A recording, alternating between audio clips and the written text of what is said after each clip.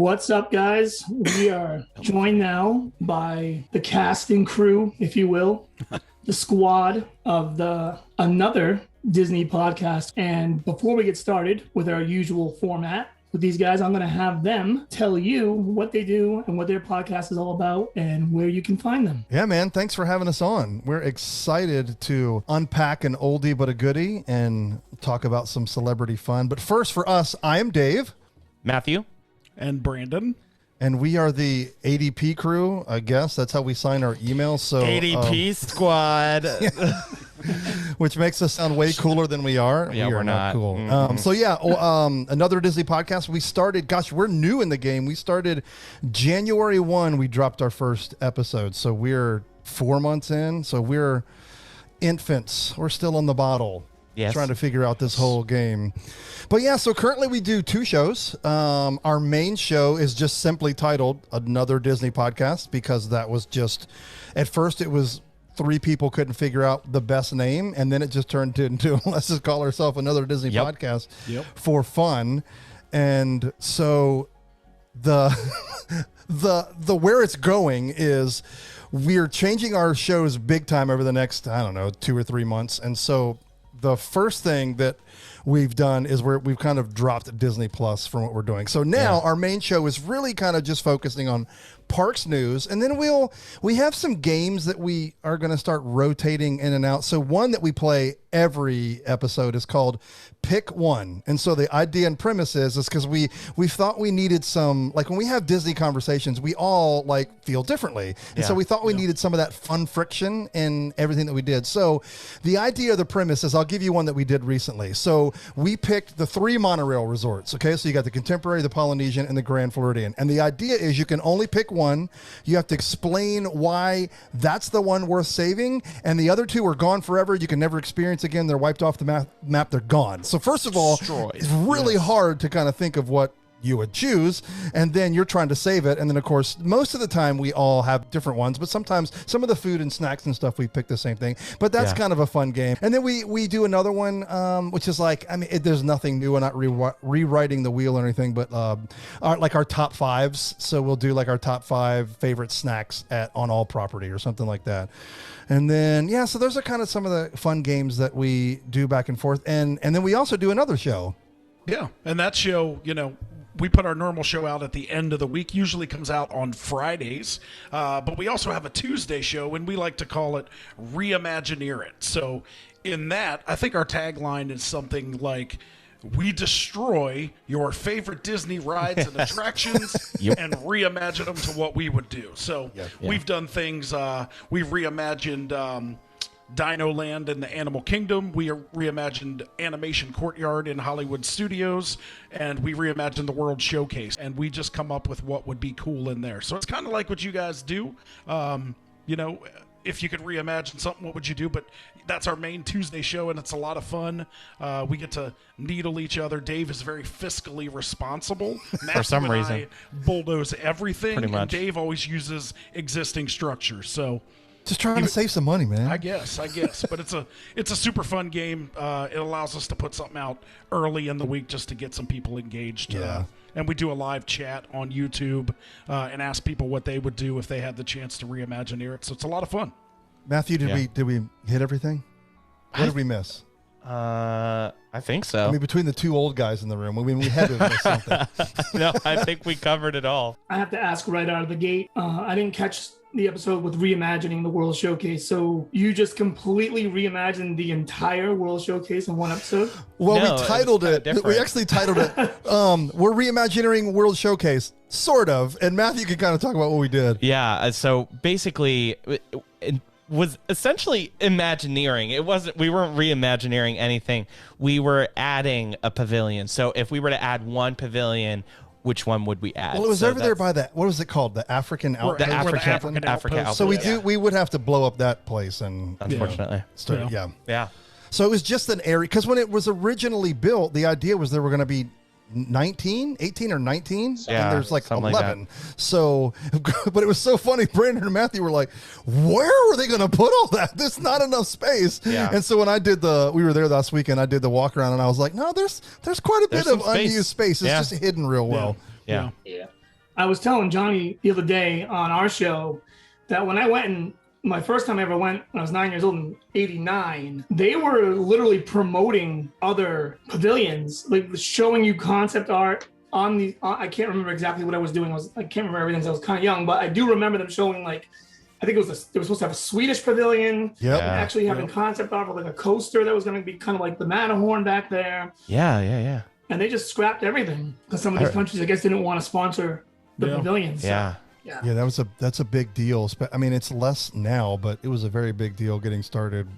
I mean, I think Walt kind of brought that format over. Like he would, you sponsor it and give me the money, and we'll build it and plaster your name all over it. Permanent World's Fair. I feel like that model has kind of faded. I mean, it still exists in Epcot for sure. I know, like Living with the Land, it says brought to you by Chiquita.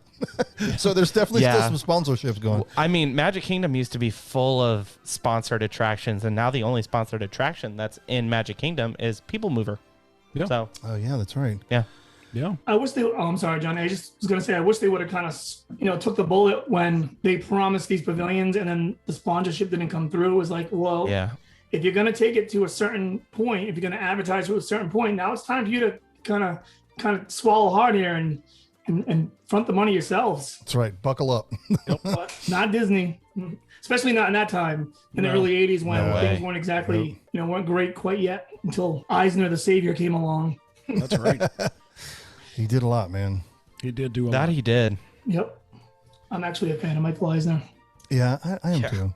They all have made their mistakes. They all have made their mistakes, but he really was just a pioneer in just all he did was build. I know. That's all he did. And obviously he was a pro parks guy, and we're not going to get into a discussion about whether the new leader is pro parks or not, but we all have our differing opinions there, but we'll see. We'll see. I'd love to see Josh tomorrow end up taking over as CEO one day. Yeah, me too. That's just my opinion. That's Johnny's been. I don't know if there's been an episode that's gone by. Johnny hasn't said that. I've been saying that for a while. Yeah. He's a winner of a person. This Love guy, it, dude. This guy needs. I mean, it's early, but I got a feeling he's going to need to go. Anyway.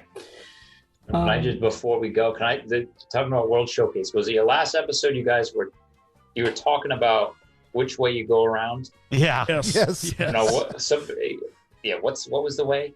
Well, we go left. We go and then to of course Mexico. Matthew's like Canada. Like normal people go to Mexico, but That's Matthew goes. If you're gonna drink around the world, you're not starting in Canada. I will. Well, you don't want Labatt Blue. I feel like if you're gonna drink around the world, where should you end? You should end with the best. Oh gosh, you'd be blasted by the time you got that 40-gallon margarita. I do it way weird because I go to Canada first. Yes, but it's only I go to Canada, then I go to Mexico, just so I can end at the Rose and Crown. I've heard. Crown is my absolute favorite place. There you go. Yeah. Okay. It's a cool pub. So I kind of do both. I got you. Right I then. hear it. All right. Maybe next and then time. maybe I'll I try swing that next back time. around and do another margarita. I will say that I enjoy starting in Canada more, but I never end up doing it.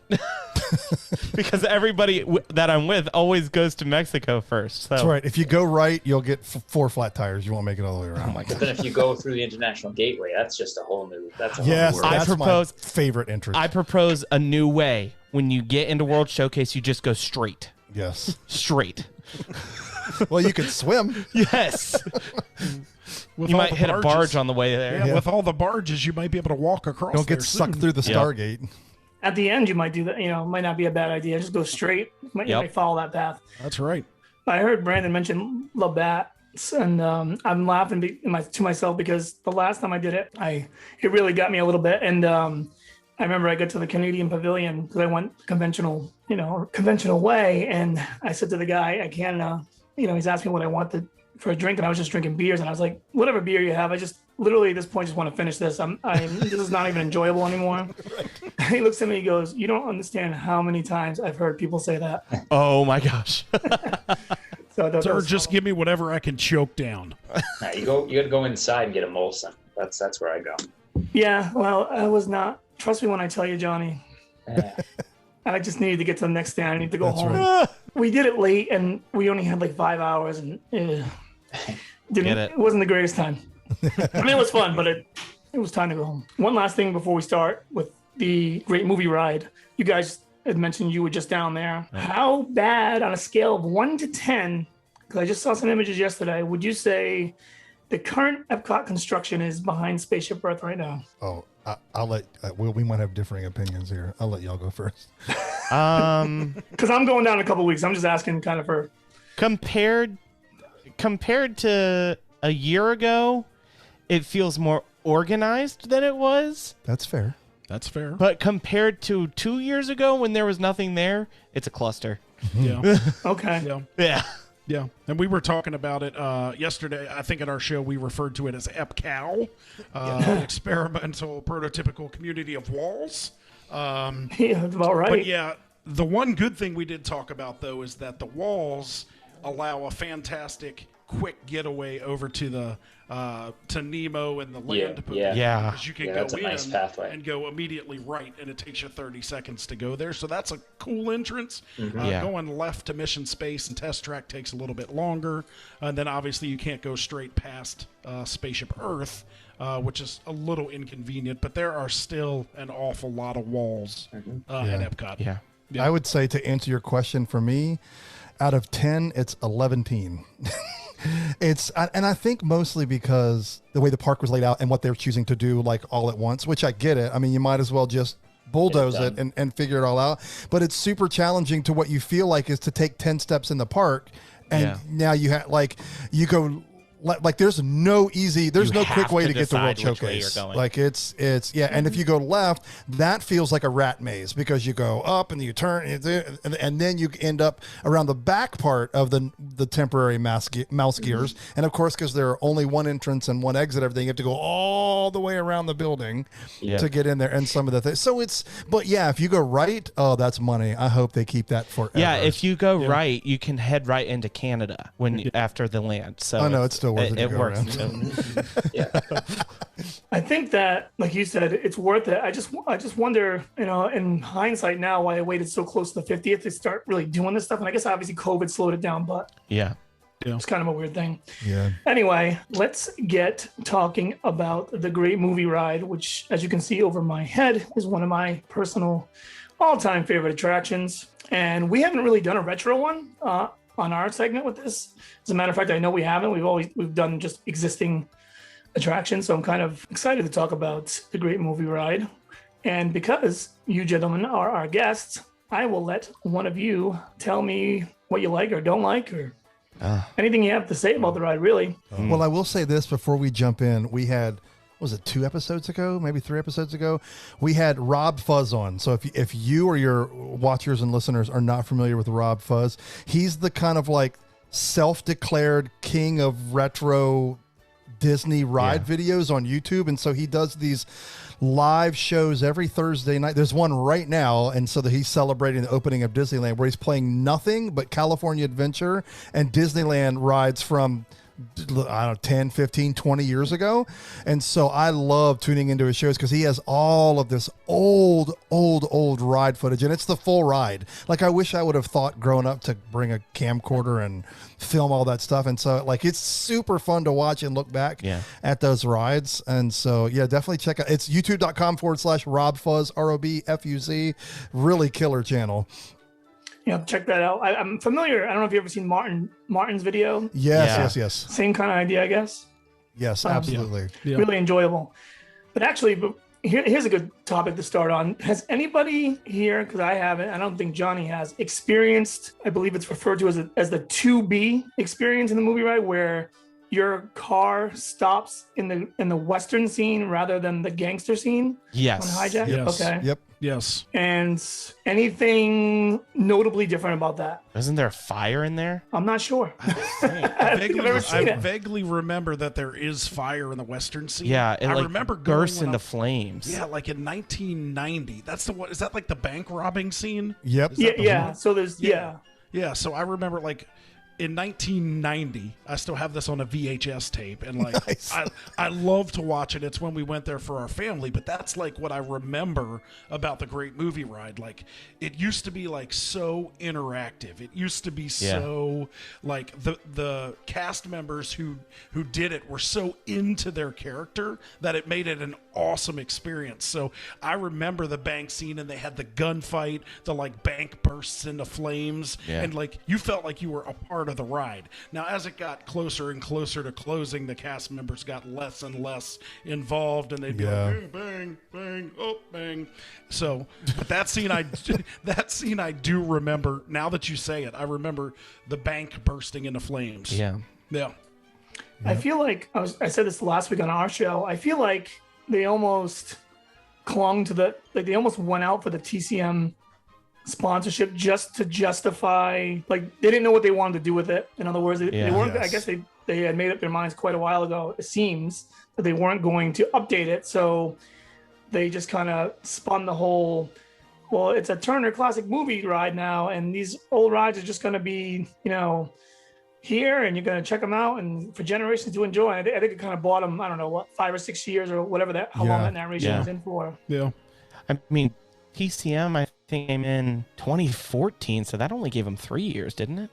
Is that what it was? Yeah, I mean, it was pretty late. I remember when TCM took over, because that's when the narration on the, like, it was like an onboard narration instead of somebody who actually took you through it. That's right. Yeah. He was like a famous voice, as it was either on the network or he was an older actor. I remember. Yeah. I know who you're talking about. I was trying to be clever and name him, and I just can't think of his name right now. Yeah. But yeah, I think he hosts. There was like a weekly. I don't know if it's a weekly show or whatever they had, where they would play the movie of the week, and it was him doing it. And he was fine in the narration and all, but it wasn't as good. Like anything else, it wasn't as good as the as a lot. No. Especially because you got hijacked. Yep. And so when they were speaking, it made that work better. Where all of a sudden now they're just on there with you. He just took the narration, and then all of a sudden you're getting hijacked, and it's like, does it even make sense? Yeah. Yep. Well, it's my same point with Living with the Land. They did the same thing. They took that person off Living with the Land, and it was just nicer, especially when you went to the greenhouse, because they could answer the question. Now, right. Yep. All right. So I just looked it up. It's Robert Osborne. He was I knew it was Robert something. Yeah. The primary host of TCM. He's got a good voice. Yeah, he does. Yeah. But it's just, it doesn't, it's not the same. And are we going to be here 2 years from now talking about the Jungle Cruise, once having a narrator and not having a narrator anymore? I'm sorry. No, I hope not. Yeah, I hope not. That would be tragic. I hope they keep the skipper. Animatronic skippers. I'm like thinking the worst for that right now. That would be horrible. I don't trust them. We need dad jokes for days. I mean, I don't think now we'll probably look back at this in 2 years and laugh at what I'm about to say, but like, I think that the skippers have gotten like to a point where the skippers, like, people will video the skippers, they'll go viral, and so like people will be like, oh, I have to go to Disney World because I have to ride that ride because it's really funny. Yeah. And so I feel like the skippers are almost too valuable to get rid of. We'll see if that's a thing. I mean, it's a huge part of the story. So yeah, the one thing that I do know about that ride is the ride is on a track, but they have to actually push the boat forward. Yeah. So like, that's right. There actually does have to be a ride operator there. Whether or not that gets kind of automated, that's another story. Yeah. And they'd have to change the name of the restaurant. I mean, it's called the Skipper Canteen, right? That's right. Yep. You're gonna have to change the whole name if you get rid of a skipper. Yeah. The Autopilot Canteen. Autopilot Canteen. Oh yeah. It's funny because when you go on that ride, of course, all of us are familiar with most of the script, but you always think to yourself, I'm going to hear at least a few things that are different every time. Yeah, that's what's so unique about it. I love that. But not if they go the way of the Great Movie Ride. No, I will blindly trust them until they fail me yet again. Yes. Does anybody have a particular favorite scene? Oh, I do. I think it's the best thing. I think it's the best spot on any attraction that Disney has ever done, and that is the Wizard of Oz scene. That it looks so good, so real. So like when you look at the Munchkins, like I was that one of Rob always plays it on his stream, and I was looking, I was like, I was creeped out because they looked real. Like they just really did a good job in how they do the witch coming in and out. I mean, that is obviously older animatronic technology, but yeah, that scene. And there's actually, I don't know if you knew this, I don't know if it was toward the end of that coming to an end, or if you could just rent that space out after hours, but there were like dinner parties and stuff in that room, and I was like, oh, I would have killed to have done that. Anyway, that's mine. So I have two kind of, one is kind of more nostalgic. I always thought like the little piece with James Cagney that was advertising the Public Enemy was always kind of fun. But I remember being so, and like as a little child, I remember being so incredibly scared of the alien scene, and then to go from like the alien scene directly into Wizard of Oz, where the Wicked Witch would traumatize me. That I then look at that like 15 years later, and then I was like, oh, this is kind of cool. I really like. I don't know why I liked the stark transition between Alien and Wizard of Oz. Yeah. And funny enough, the Alien scene was my favorite scene. I'm a big like horror movie, sci-fi movie buff, so I love the Alien scene. I love the part where the alien came out of the ceiling and was like. Yeah, it was creepy. And Sigourney Weaver swung down at you, and Sigourney Weaver up against the wall. Sigourney Weaver, in my opinion, looked almost as scary as the alien. She was looking pretty rough there at the end. I'm trying to think. I think I remember hearing that the I don't know what the specific name of the alien is, but I've heard that the alien that used to like swoop down at you, it tours comic book conventions now. Oh wow! Yeah. Epic. Yeah. That's epic. I would love to see that. Yeah, for sure. That's awesome. For some reason, that Casablanca scene always. Yeah. I don't even think I've seen the movie, but that scene just like, I don't know, it just looks cool with the fake rain, and then he does his little speech, and then the propeller starts sound spinning. of the propeller coming on. Yeah, it's just, I don't know. And then you find out that the back half's in the Jungle Cruise. It's just, it's all connected. That's one of my favorite tidbits of Disney trivia. I love that. But that scene just, I don't know. And then, it's a black and white movie, and the scene looks black and white. It's just live black and white. It's cool. Yeah. It goes back to a time when Disney dock rides, I mean, obviously are always great and so technologically advanced now. That was still kind of made in the same vein as more of the more classic attractions, obviously. And I say that kind of forgetting that was over 30 years ago now. But like fun things like you were saying, James Cagney, for example, the suit he has on was donated by his family. That's the actual suit he wore in the movie on the animatronic. Yeah. They actually had John Wayne had the actual belt buckle, but it got apparently it's been stolen and never recovered. Oh gosh.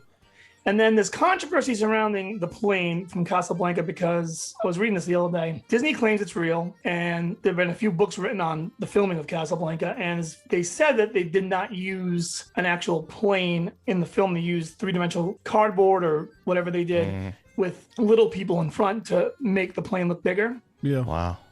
However, Disney's combating it by saying, and there's proof to back this up, that they did have a plane there for, I don't know if they used it for B-roll and it's never gotten a movie or whatever it was.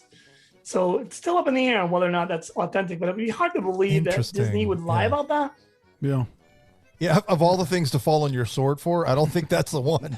Yeah. The half a plane in the Great Movie Ride. Yeah. Another one of my great favorite scenes was the scene, and this is back again when the cast members were super into their role, but the scene after you've been hijacked and you get into the room and he tries to steal the jewel. Oh yeah, the Indiana Jones scene. Yeah. Yes. And he touches the jewel and the smoke comes up and he turns into a skeleton, and then the original, narrator comes back. That was always super cool to me. Yeah.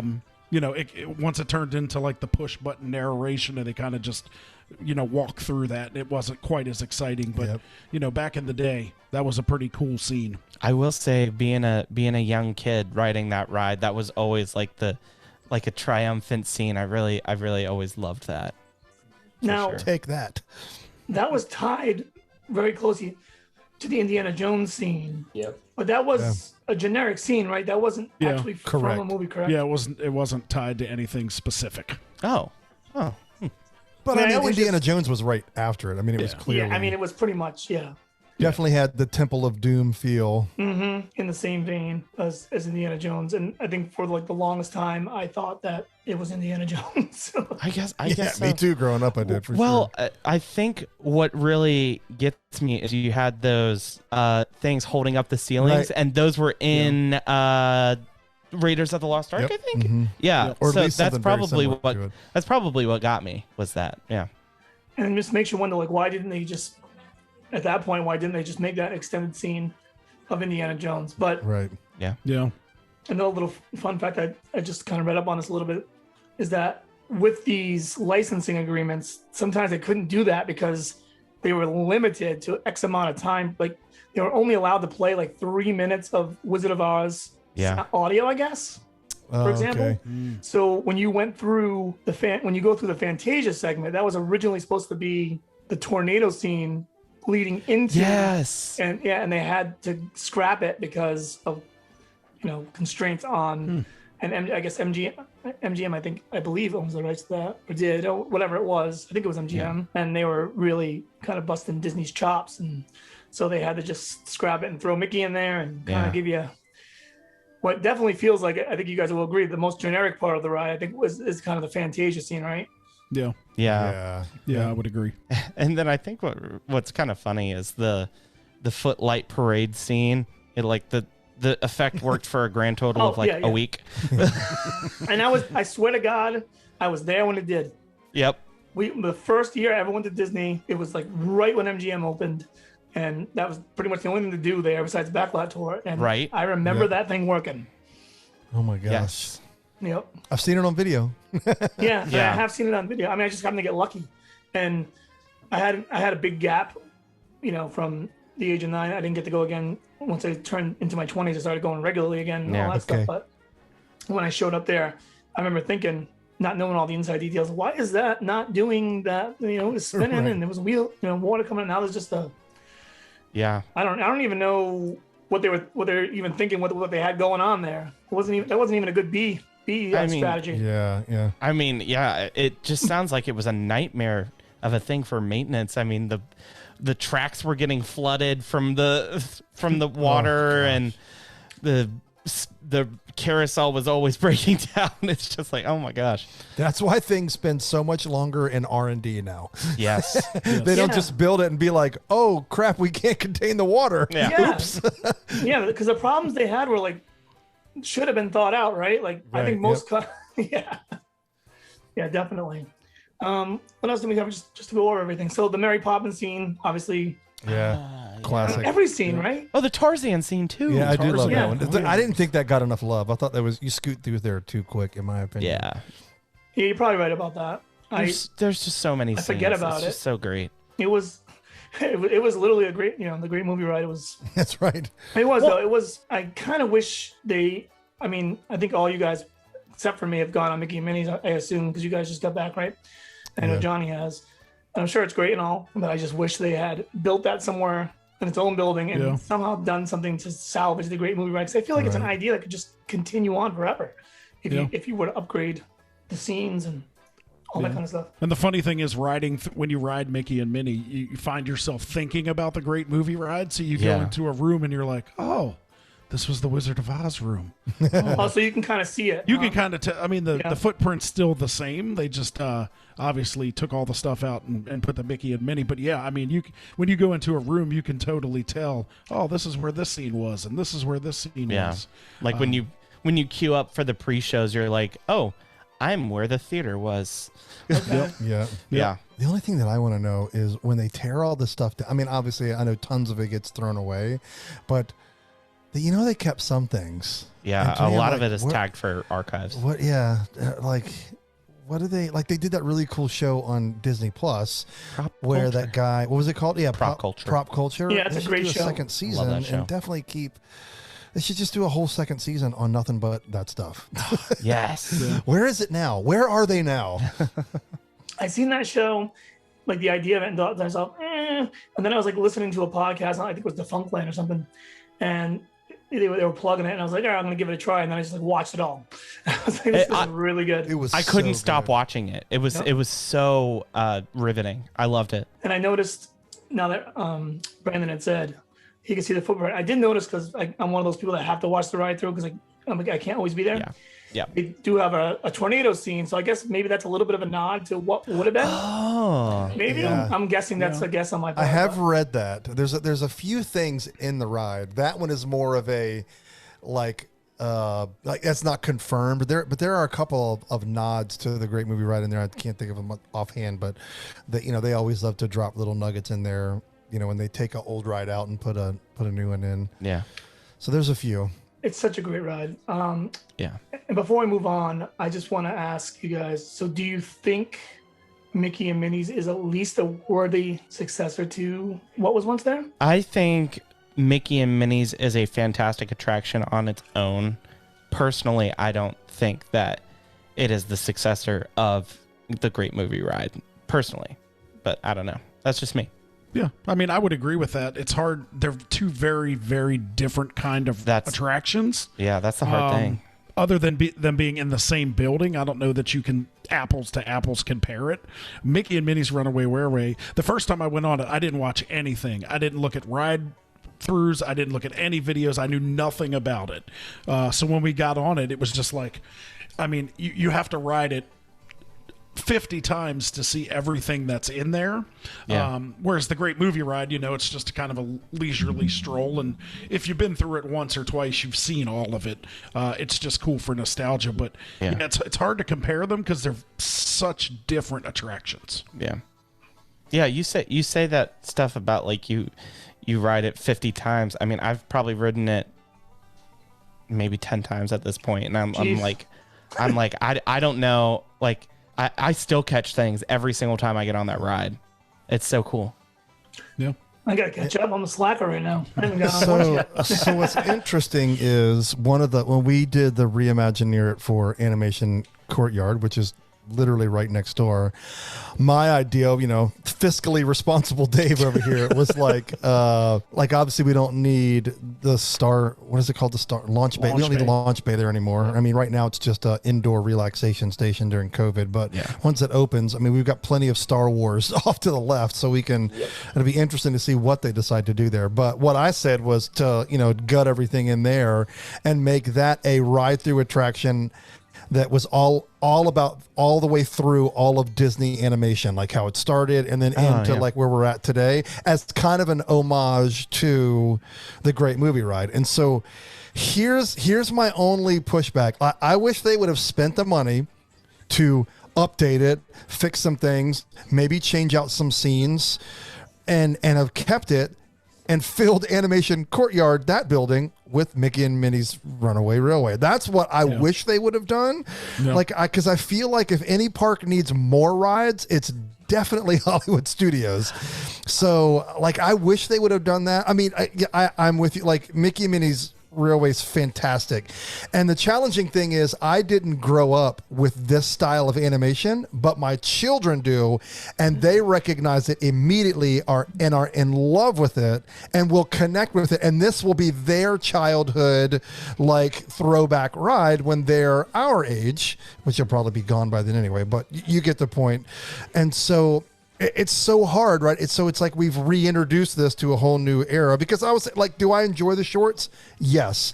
Is it my favorite animation style? Nope. I prefer the classic, beautiful, sweepy, beautiful dream, like beautiful lines, like the dreamy look. I enjoyed all of that old animation. So I love the ride. I love the attraction. I just wish that they, but I know what Disney's model is. These things are built to last 15, 20 years and then change. So they're not built to update. I have a little bit of speculation as to the idea behind Mickey and Minnie's Runaway Railway.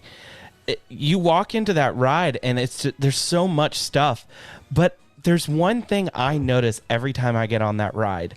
That ride is a blank canvas. If they wanted to change it out and do something else, they could. Yeah. You know, in like 2 or 3 years if they wanted to do that. It'll be an easy lift. I mean, Yeah. It's just walls with, it's just a lot of walls with Projection mapping. projection mapping. Yeah. That's all it is.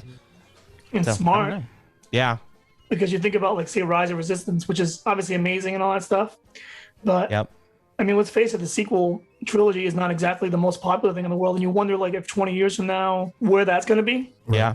you know, and then that would be tough. That would take some work to get that in some kind of other direction.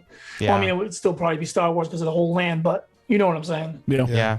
Not to veer way off course, but I've talked about this. I feel like this kind of goes in the vein of what we're talking about. Like we've talked at length about, is Disney really creating, like, are they imagineering new things? And so Matthew like brilliantly stated that yes, they are, but it's happening in film. It's happening on the big screen. I mean, you look at something like Luca. I mean, a whole brand new idea. You look at something like Raya. and is it Onward? Onward. Like yeah. when I first saw that trailer, I was like, "That is." Yeah. I was to me, it was repulsive. I was like, "Who is this? This is not Disney Pixar at all." Like, and now, like, love that film and powerful story. I'm actually frustrated that it feels too old to have been nominated for an Oscar this year. I feel like it should have been nominated last year and would have probably won for the best animated feature. But obviously this year, Soul came out and kind of took it, which is Blew it fine. away. Soul is phenomenal. Yeah. But I feel like that, like, everything is IP, and I'm okay with that. Like, they haven't come out with anything like, why did you make it that right? That's not where my headspace is at all. But I've said this a couple of times on our show, and I think it's people are emotionally lazy. And what I mean by that is if Disney comes up with something brand new and that nobody knows anything about it, and then they put it in the park and tell you this whole story, and the people are going to be like, but I didn't see this at home, or I didn't grow up with this. I don't know what it is. And so it could be an amazing new fresh idea, but it's just, we're so lazy that, well, I love Ariel because I grew up watching that and I love the music. So I'm immediately connected to that when they build something. Sure. And so I think they're experiencing a little bit of it. Don't get me wrong. I think Galaxy's Edge is popular, but I don't think it's near as big as it was because people don't know Batu. There's no connection. I mean, they obviously are going to connect it, I think. I know it's connected in some books, and it may be connected in some of the new stuff that they're launching down the line in Disney Plus. I'm not that familiar with all of the new stuff coming out, but I think it didn't do as well as they were hoping because I don't know. It's not a Tatooine. Right. I mean, I think people say what you want to say. I think people want to see Darth Vader walking around, and you're not going to see him there. Yeah. Like, and so that's just my kind of long hypothesis. Sorry to completely derail the train. No, it's 100%. So to say. We've talked about it on our show as well. The theming of Galaxy's Edge is right there with the Harry Potter. It's amazing. Yeah. If they had gone the classic trilogy with it, it would have been, people would have been going crazy for it. Yeah. And people still go crazy for it. And like, I don't hate the sequel trilogy. And I love Star Wars. It's not my favorite part of Star Wars, but it doesn't bother me. Yeah. But I mean, imagine Rise of the Resistance was Escape from the Death Star, for example. Yeah. With, Palpatine in there and Vader, and I don't know, maybe you're saving Princess Leia, whatever it is. It wouldn't even have been a comparison. But I think they want their own identity with Star Wars. Sure. I think they're banking on the kids growing up and this being their Star Wars, I guess. Yeah. And I appreciate the creativity because I feel like they created this land that didn't exist, like even in the canon of Star Wars, and then they created this whole story and they created this whole like attraction. So like, bravo! But like, I wonder, like, did it burn them a little bit to where, like, if they have the opportunity to do this again, will they just say, nope, let's grab that film from 5 years ago that was a success at the box office and pop it in? Not that that's bad, but I wonder how many things are going to get shelved, passed by, or overlooked because we're so emotionally lazy. Yeah. Yep. I hear it. All right. So something that we've been doing for quite some time now, I guess. I don't even know where this came from, but it's just a thing on our show. And so we try to have our guests do it. We place random celebrities, whether from movie, well, basically all been from movies so far, but in any walk of life, but we're kind of on the movie kick or television star kick. And so we had asked another Disney podcast to partake in our little game here. And Betty White has kind of been on the table for a few weeks, so I figured why not have, we got a panel of 5. I'd like to hear some ideas of where we can put Betty White, either in an existing attraction or pretty much anywhere you want, in any park you want, doing whatever you want. Yes. So, Yes. I don't know, Brandon, if you want to. Sure. Dave sent me this note earlier today, and I was like, Oh boy, this is amazing. Like, where can we put Betty White? So we were eating dinner tonight, and the first place that I thought that Betty White would be great would be the fairy godmother in the parade and the pictures. I think she would be an amazing fairy godmother. She would be that's funny. really good. She would be, she would just, I think she would entertain people.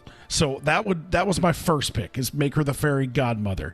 And then the second pick kind of goes along with what we said, because we know Betty White's comedy chops. I would 100% make her a skipper on the Jungle Cruise. Yeah. 100%. So that's my 2. I'm going to interject. That was really good. That was also my idea. So, okay, but yeah, perfect, right? Because I can imagine. So I'll put a little spin on it. I was going to have her as her character, Rose Nyland from the Golden Girls, like, so in character as a skipper, and kind of so that naive kind of angle she plays with that, kind of not being the brightest bulb on the tree, that character. But, and I don't have any of my own, but I would imagine there'd be some good puns and good jokes coming from that kind of point of view. Yes. Of her maybe not understanding what she's seeing or something like along those lines. I could imagine it being funny with a good script. I love that. Yeah, I agree. That's good. Dave? Okay.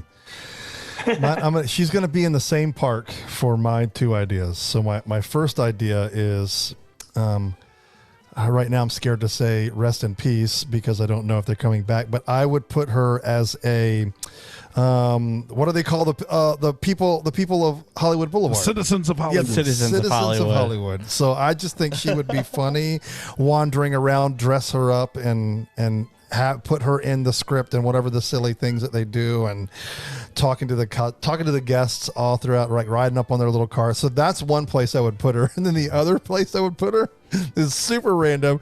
She would be your tour and be all throughout part of the Tower of Terror. So she would be the person up front giving you the the and then, but she was like the people in the elevator. She's all like this, so she's taking you through the whole ride. Oh my gosh! And then like they've done with Mission Breakout, one of the stops could actually be a floor where it opens up and it's like Betty White on screen doing something fun.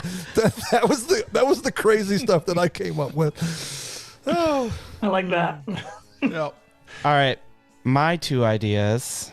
My first idea is my less cool of the 2. Would be 50s primetime, because that would be epic. Oh no, that's good. Yeah. Yeah, That's a great idea. She could be like Mom. yes. But my best, my one that I was excited about, and it's kind of heresy, but at the same time it's not.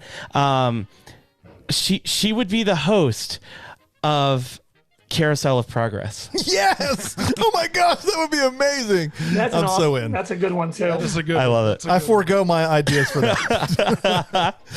Also, as we're doing this, I just want to say that obviously all the ideas are great, but I think Betty White's works out pretty good for this. Yes. When you really think about it, she's kind of just Totally. funny. Yeah, Very versatile. She could really do anything at Yes. Disney World.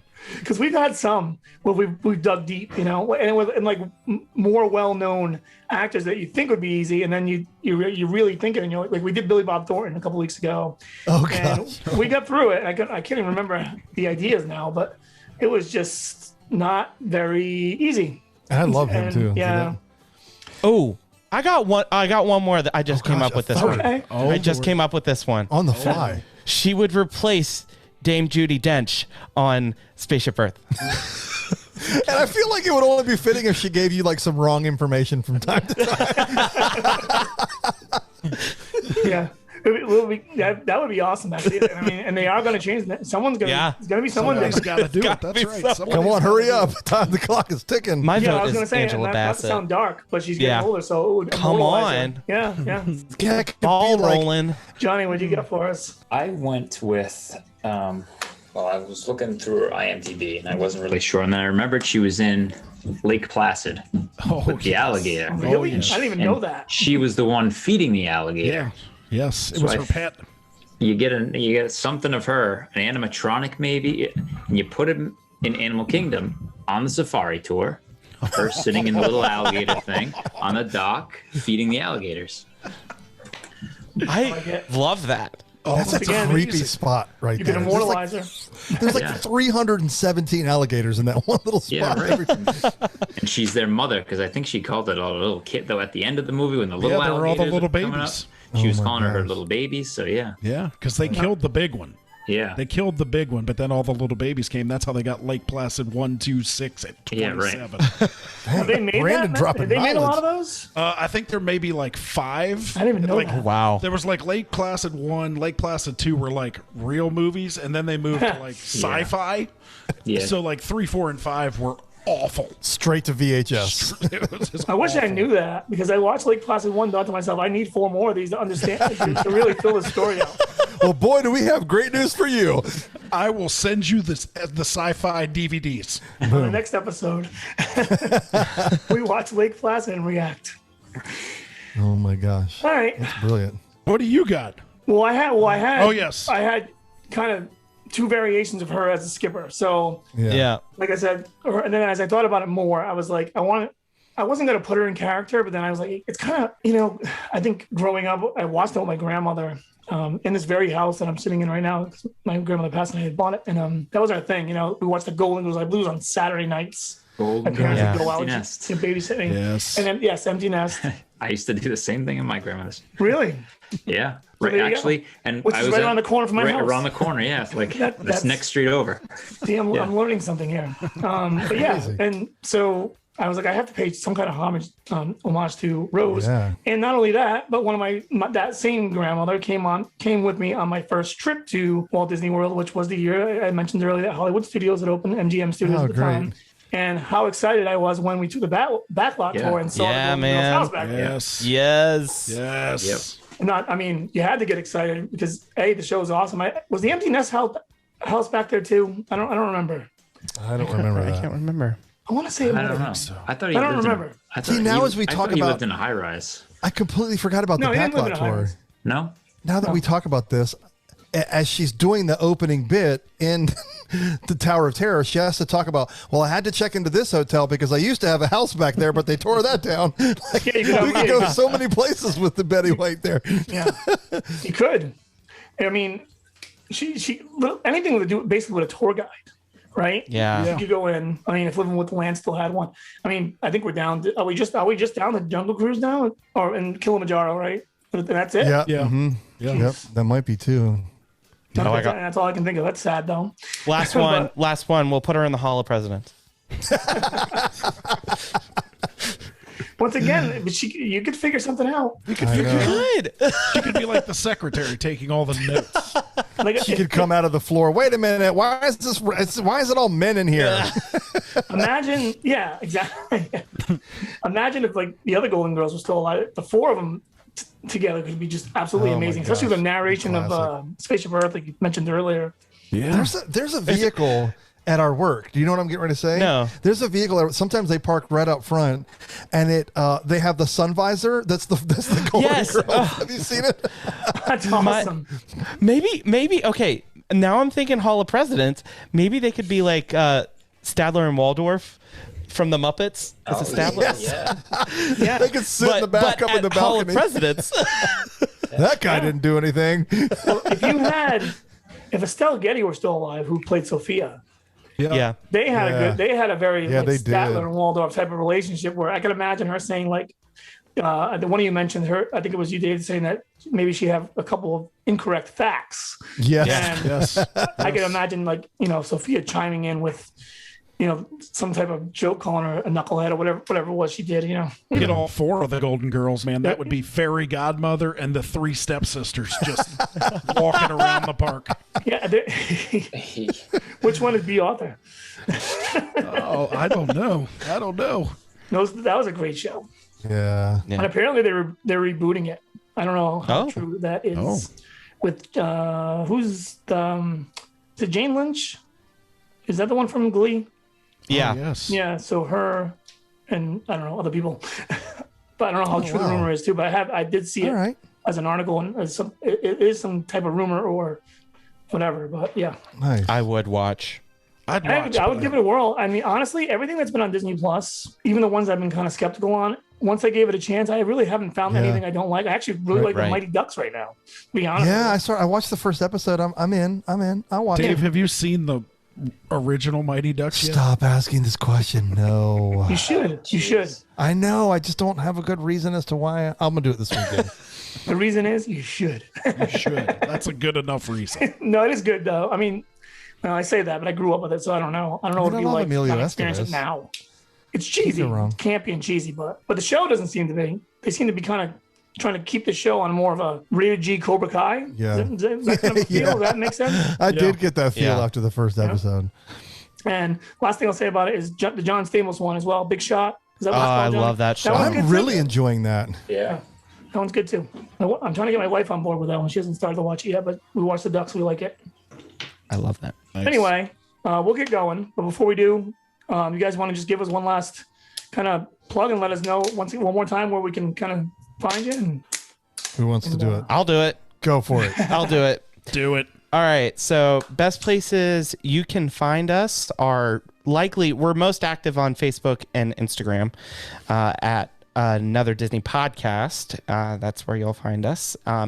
If you want to find out more information, if you want to contact us, we are most active through DMs, but you can find our email on anotherdisneypodcast.com. Another Diz podcast. Anotherdisneypodcast.com is where you can find us. Yep. Yeah. But anotherdizpodcast@gmail.com if you wanted to. How is that not available? I don't know. And then we're on YouTube, youtube.com/anotherdisneypodcast, or on most of your podcatchers of choice. Yes. So, yeah. We're on all the bigger ones. And I can say, guys, definitely check them out. I've been listening. I do my homework when I have my guests, and so I definitely give their podcast a listen, and a few of them, and they're very good and very funny. Thanks, man. They're all very funny. A lot of energy too, which I like. Yeah, we try. Just 3 idiots that pretend we know a lot about Disney. So, hey, you know what? Aren't we all playing that game? Yeah, man. Yes. That is right. It's just fun, man. It's our escape. It's our I mean, I know COVID's been going on for a while, but this has been a great really something just to it's been a great outlet. Yeah. I'm really enjoying it. It's become, for lack of a better term for me, an obsession in a sense of, I'm not obsessed, but I just like it. And I really want to stay I'm always I got to stay on schedule, and people are listening. They have to have their episodes on time. Yeah, well, everything I've been watching and reading, it says you got to be consistent. We got to do it every week. I don't care if we're going to be at Disney World next week. We're going to record one. You got to do 18 months before you can see real numbers. Exactly. Yeah. And now I'm so wait a second. We still have to have fun and this be enjoyable, and take a break every now and then. Mm-hmm. And it's I want to have I want five episodes listed as private on YouTube right now. Right. Ready to go whenever I need them. And like you said, in a couple of weeks I'm going to Disney. I need to have, this ready to go. And it's not so much to keep the formula, just, I know the shows I listen to. I like, this is the show I listen to on Tuesday. I like to, when I go there on Tuesday, I like to see my show. So absolutely. It's understandable. And we try our best to accommodate our listeners as well. Yeah, man. For sure. Yeah. Anyway, guys, so thanks for coming on. Yeah, man, this was so much fun. A lot of fun. Yeah, actually, it really was. Yeah. Betty White for the win. I'm glad you saved that one for us. Petty White and great movie ride. Come on. What Sarah, who's on our channel as well, Johnny's wife. I'm not sure. I haven't talked to her in a while. She usually texts me every couple of days about the show and stuff. She's probably mad at me because that was her idea. Oh, no. And she's not on tonight. So used it with Sarah, you guys. it was not Stolen. us. It was not us, Sarah. No. Probably going to give me grief. But anyway, all right. So we're going to get out of here. But once again, thanks a lot, guys. And we will see you guys, or we will talk to you guys, I should say, next Tuesday. Yes. Thanks. Awesome. Thanks again, guys. It was great.